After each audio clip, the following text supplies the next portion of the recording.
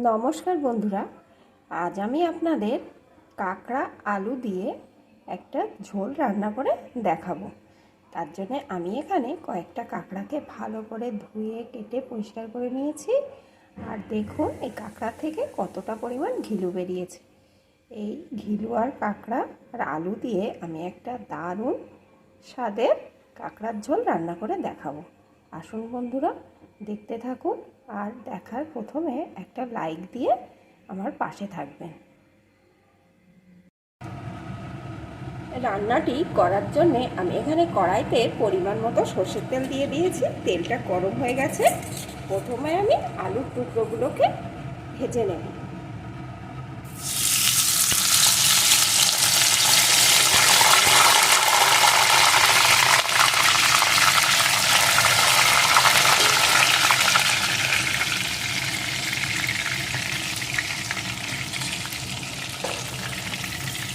দিয়ে দেবো একটু লবণ।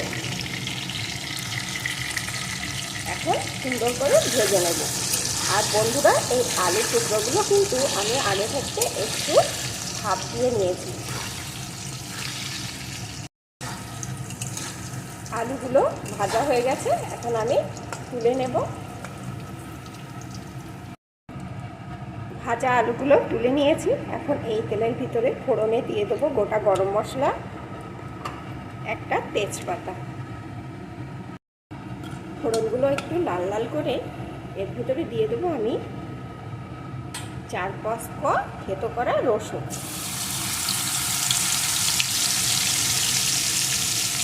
এখন এগুলোও একটু ভেজে নেব। একটু ভেজে নিয়েছি। এখন এর ভিতরে দিয়ে দেবো আমি একটা পেঁয়াজ কুচি। এখানে আমি একটা বড় সাইজের পেঁয়াজকে কুচি করে নিয়েছি। এখন পেঁয়াজ কুচিটাও একটু ভেজে দেব। পেঁয়াজ কুচিও একটু ভেজে নিয়েছি। এখন দিয়ে দেবো একটা টমেটো কুচি। এর সাথেই দেবো 4টে চেরা কাঁচা লঙ্কা। একটু নাড়িয়ে নেব।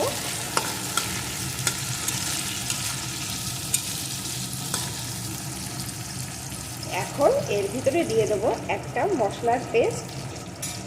এখানে আমি একটু আদা, একটু ধনে, একটু জিরে আর 2টো শুকনো লঙ্কা পেস্ট করে নিয়েছি।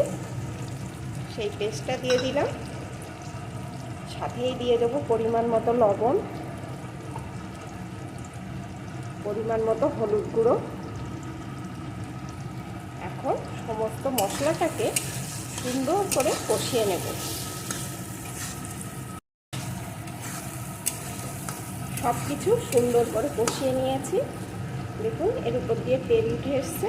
এখন আমি কাঁকড়াগুলোকে এর ভিতরে দিয়ে দেবো। কাঁকড়াগুলো কিন্তু আমি আগে থাকতে ভেজে নেইনি। কাঁকড়া আগে ভেজে নিলেও হয়, কিন্তু এইভাবে করলেও কিন্তু খেতে দুর্দান্ত হয়। এবার এই মশলার সাথে কষিয়ে নেব। তাতে কাঁকড়াগুলো সুন্দর ভাজাও হয়ে যাবে আর কষানোও হয়ে যাবে। চিংড়ি মাছ, কাঁকড়া মাছ বেশি ভাজলে কিন্তু তার টেস্ট নষ্ট হয়ে যায়। এইভাবে সুন্দর করে মশলার সাথে কাঁকড়াটাও কষিয়ে নেব। ঘিলুটা কিন্তু এখন দেব না, তাহলে গলে যাবে। একটু পরে দেব। কাঁকড়াটাও সুন্দর করে মশলার সাথে কষিয়ে নিয়েছি। এখন আমি এর ভিতরে ভেজে রাখা আলুগুলোকে দিয়ে দেব।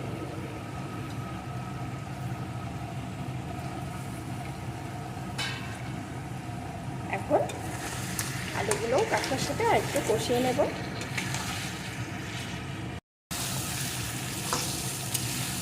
আলুগুলো সুন্দর করে কষিয়ে নিয়েছি। এখন এর ভিতরে কাঁকড়ার ঘিলুটা দিয়ে দেব।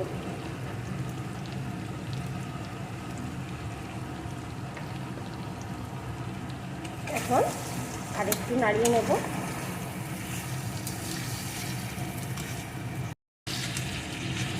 ঘিলুগুলো দিয়েও একটু নাড়িয়ে নিয়েছি। ঘিলু দিয়ে বেশি ভাজার দরকার নেই, সামান্য একটু ভেজে নিয়েছি। এখন এর ভিতরে দিয়ে দেবো আমি পরিমাণ মতো জল।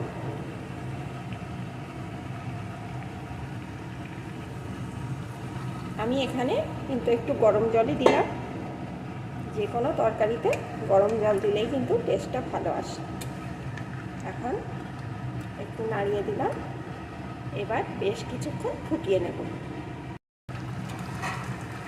10 মিনিট মতন আমি ভালো করে ফুটিয়ে নিয়েছি। এখন এটা আমার হয়ে গেছে। উপর থেকে দিয়ে দেবো একটু গরম মশলার গুঁড়ো। কাঁকড়া আলুর ঝোল আমার রেডি।